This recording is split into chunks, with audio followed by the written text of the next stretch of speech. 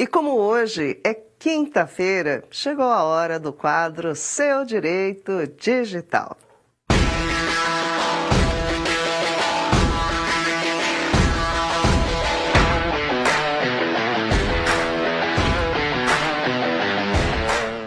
E já temos a presença ao vivo dele, Leandro Alvarenga. Por favor, junte-se a nós. Boa noite, Leandro. Bem-vindo novamente. Boa noite, Marisa. Boa noite a todos de casa. Espero que estejam todos bem, Marisa. Leandro Alvarenga, vamos começar com um assunto aqui que com certeza vai trazer muita discussão. Vamos lá, deixa eu explicar para o pessoal. Uma análise da Associação Brasileira de Defesa do Consumidor, conhecida como Proteste, apontou que comer 2 fatias de pão de forma pode ser suficiente para ser pego no teste do bafômetro. Leandro, o que diz a lei para um caso como esse? Como identificar se a pessoa consumiu ou não álcool? Pesquisa bem polêmica, né, Marisa? Bastante. Vamos explicar um pouquinho como que é feita essa pesquisa, né? A Proteste, ela atua no Brasil, atua na Europa também. Ela tem a função de verificar se as empresas estão cumprindo as leis de consumo. Então, no caso do Brasil, o Código de Defesa do Consumidor. Então, ela vai em vários estabelecimentos diferentes, pega produtos de marcas diferentes, do que está sendo avaliado, em locais diferentes, estados diferentes, lotes diferentes, compra como se fosse anônimo e faz os testes. E normalmente esses testes são feitos quando dá um resultado divergente 3 vezes. Então, além do primeiro resultado, foi feito mais 2 testes. E constatou-se o quê? Que em 4 marcas de pão, bem conhecidas ali, havia uma quantidade de álcool mais do que o recomendado, vamos dizer assim. Porque não existe uma regulamentação para pão. O que acontece? Quando você faz a fermentação do pão, eu tive que estudar um pouquinho de pão, Marisa. Ele solta ali álcool naturalmente da fermentação do pão natural. Só que esse álcool, quando ele vai assar, ele some. O que as empresas fazem de pão de forma? Elas fazem um líquido que é antimofo, e nesse líquido antimofo, ele possui álcool. E quando ela borrifa isso para fazer o pão durar mais tempo, acaba passando álcool para o pão. E aí o que acontece é que algumas empresas, as que são citadas ali para proteste, elas usam uma quantidade de álcool muito excessiva, né, muito superior. Hoje, para você ter uma ideia, Marisa, o bafômetro, ele aponta que a cada 0,44 ml de álcool no sangue que gera o alcoolismo para fim de direção. 4 empresas deram acima de 0,5. Uma delas deu 3,14, quer dizer, ponto alguma coisa ali de dados, né? Então, um volume muito alto de dados. Não teve nenhum estudo efetivo e nenhuma denúncia no sentido que alguém comeu pão e foi pego no bafômetro. E também não se sabe, o Proteste não fez esse teste ainda, mas pelo que eu entendi eles vão fazer, quanto tempo demoraria para esse pão sair do organismo, assim como uma bebida alcoólica. Então o que se tem agora é uma suposição que a pessoa que acabou de comer um pão e fizer o teste do bafômetro estará com essas marcas, estará ali possivelmente com o sangue, entre aspas, contaminado. E por que eles fizeram esse teste, né, Marisa? Primeiro, havia uma suspeita ali de irregularidade nos pães. Por quê? Porque a informação, segundo o Código de Defesa do Consumidor, tem que ser clara, precisa e condizente para o consumidor. E aí eles perceberam o quê? Que quando uma marca, você vai comprar um pão numa gôndola, e você vê um pão com uma data de vencimento mais para frente do que o outro em mesmas condições, você presume o quê? Aquele pão é melhor. E na verdade, se ele estiver usando mais álcool, ele é pior para o consumidor. Então ele induz o consumidor a erro. Segundo ponto, Marisa, existem pessoas por conta de religião não podem consumir álcool. E não há informação que é a utilização de álcool nos pães. E com as crianças, Marisa? Será que as crianças vão poder consumir álcool? Né?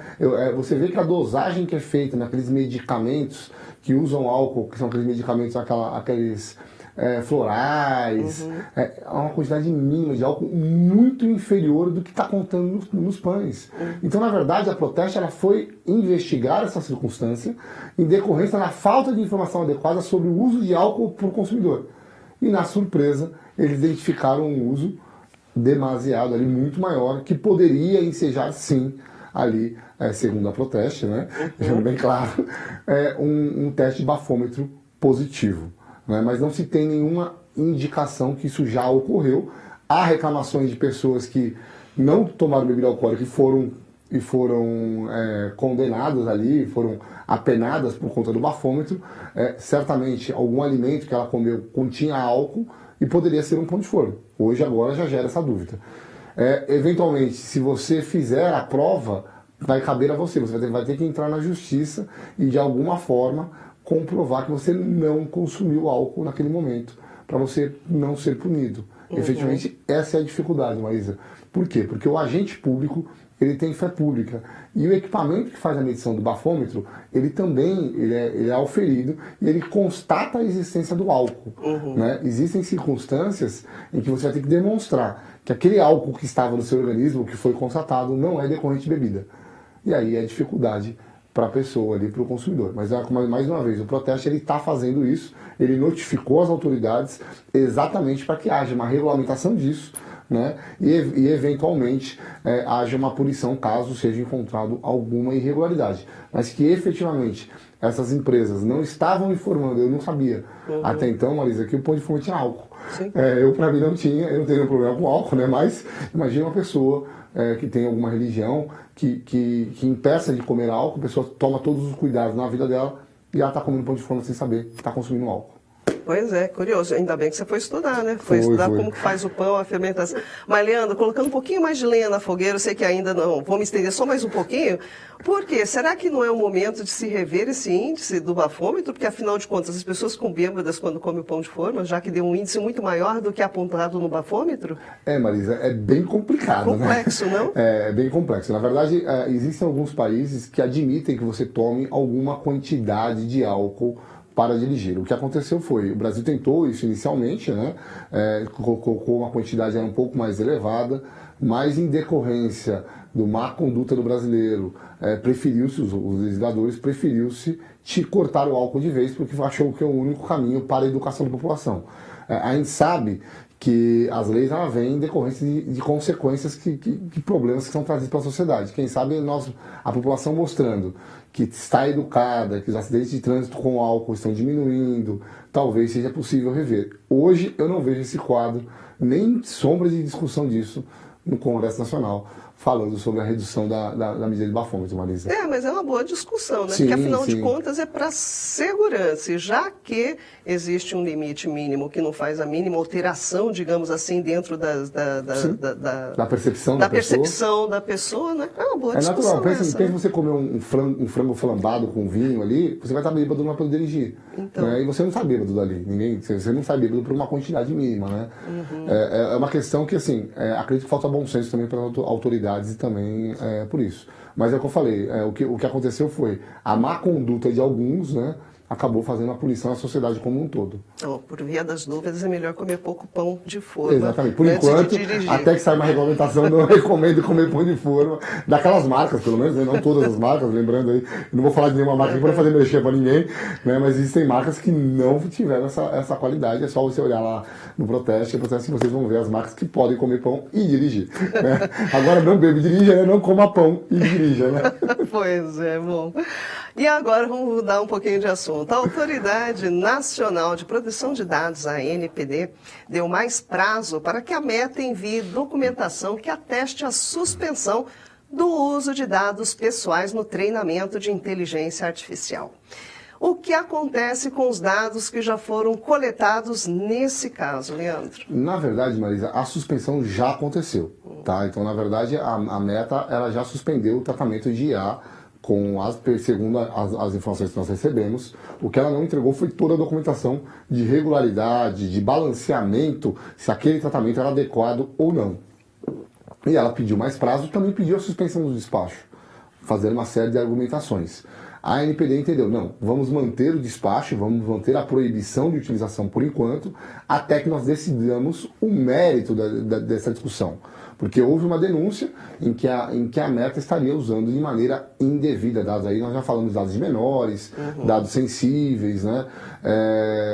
eu fiz até algumas críticas à decisão da NPD, porque ela me pareceu, em alguns aspectos, um pouco desarrazoada, até contrário ao que ela mesma vinha falando, mas nós temos que entender o contexto que está sendo colocado isso, né, Marisa? Então, neste momento, a Meta continua coletando dados, porque isso faz parte da política dela, está no termo de uso dela, tem hipótese legal de tratamento de dados para isso, tá? A questão é que para IA generativa, que foi a novidade que foi criada, ela não pode mais coletar e utilizar para aquela finalidade, para aquele treinamento. Mas para os demais, ela pode continuar usando, não houve nenhuma suspensão da atividade como um todo, com exceção da IA.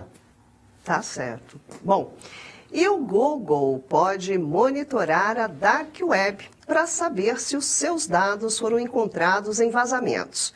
Em breve, a função chamada Relatórios da Dark Web estará disponível para todos. Leandro, o que fazer se uma informação pessoal estiver na Dark Web? Olha, Marisa, eu vou fazer uma brincadeira aqui, vamos chorar.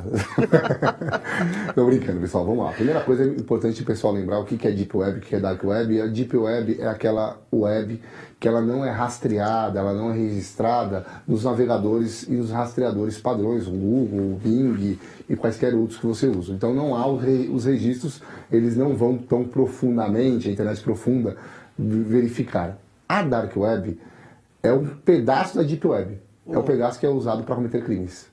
E muitos dados estão lá. Então a primeira coisa que tem que dizer é o seguinte, não é porque os seus dados estão lá que você vai ter algum tipo de prejuízo, né? E tem que lembrar que para que alguém use seus dados, tem que haver a negligência ou imperícia de outro alguém, que permita que vocês usem os dados, né? Então, os dados estarem em vazamento não é ruim, claro, mas não pode trazer, pode ser que não tragam nenhum prejuízo para você. Segundo ponto, esse produto da Google já existia, mas é somente para as contas One, as contas pagas, e agora ele está disponibilizando para todo mundo. O que se recomenda? Caso você verifique que o número de cartão de crédito, por exemplo, esteja no Dark Web, esse relatório, você vai ter que cancelar o cartão e pedir outro. Senhas de e-mails, vai ter que mudar as senhas de e-mails. Então, são mecanismos de proteção comuns. Não há nada muito complicado de se fazer. Por quê, Maria? E claro, fazer um boletim de ocorrência para se preservar, dependendo do tipo de dado que estiver lá. Porque não dá, é muito difícil você conseguir apagar os documentos da Dark Web. Para não dizer quase impossível. Porque eles não têm rastreabilidade, a maior parte deles. São pessoas anônimas que estão por trás, né? E provavelmente quando você coloca alguma coisa na Dark Web, essa informação ela acaba se multiplicando muito rápido. Muitos outros hackers, crackers, né? Ou usuários acabam copiando muitas informações de lá. Então você não consegue ter uma dimensão de quando foi. Por isso nós sempre falamos, cuidado que você coloca na internet, porque a partir do momento que está na internet, você perdeu o controle daquela informação. Eu sempre falo isso nas aulas, sempre falo isso para quando nós vamos falar de consciência digital. E na internet comum, né, vamos dizer, na internet rastreável, nós mandamos uma ordem para o Google, para Bing, e a gente consegue mandar para um site, tem um IP do site, a gente consegue tirar aquela informação de lá. Na Dark Web e na Deep Web já é muito mais difícil de conseguir. O caminho de proteção, na verdade, é alteração de senhas, mudança de cartões, né, números de cartões, e tentar identificar onde foi que vazou, porque eventualmente tem uma responsabilização do site ali que causou aquele prejuízo para você. Tá certo, pois é algo mesmo quase que incontrolável, né? Não tem jeito. Bom, tá aí mais uma grande participação de Leandro Alvarenga e mais um quadro Seu Direito Digital. Leandro, muitíssimo obrigada, querido. E aí nos encontramos na próxima quinta-feira com mais assuntos. Muito obrigado a você, Marisa. Uma boa noite de cada. Manda essas perguntas interessantes que a gente estuda, viu? Você viu que foi estudar até pão hoje. Pois é, já dá para fazer até um pãozinho em casa vamos tentar hoje. fazer em casa, né? Uma boa noite para vocês, fiquem com Deus e até a próxima. Vamos lá, pessoal. Como nós falamos, na próxima quinta-feira tem mais.